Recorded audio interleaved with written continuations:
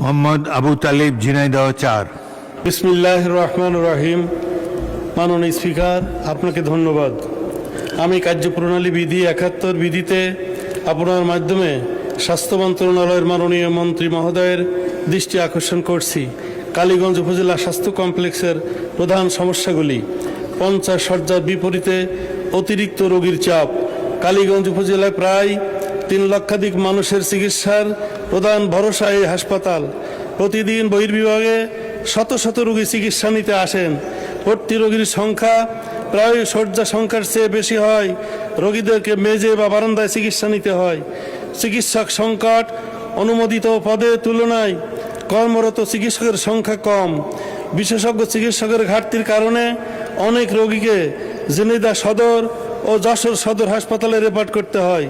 বিশেষজ্ঞ সেবার সীমাবদ্ধতা, গাইনি, শিশু সার্জারি, অ্যানেস্থেসিয়া, চক্ষু, নাক, কান, ENT ও অন্যান্য বিশেষজ্ঞ চিকিৎসা সেবার পর্যাপ্ত নয়। জটিল রোগীদের উন্নত চিকিৎসার জন্য অন্যত্র পাঠাতে হয়। নার্স অন্যান্য জনবলের ঘাটতি পর্যাপ্ত। নার্স, টেকনোলজিস্ট ও সহায়ক কর্মচারী না থাকায় সেবার মান ব্যাহত হয়। রোগী সেবা কর্মীর অনুপাত ভারসাম্যপূর্ণ নয়। ডায়াগনস্টিক সুবিধার সীমাবদ্ধতা, আধুনিক পরীক্ষার সকল সুবিধা সবসময় সচল থাকে না। কিছু যন্ত্রপাতি পুরানো বা মেরামতের প্রয়োজন হয়।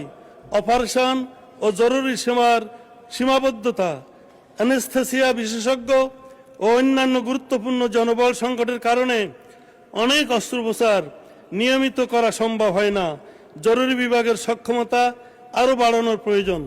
আবাসন ও অবকাঠামোগত সমস্যা চিকিৎসক ও নার্সদের জন্য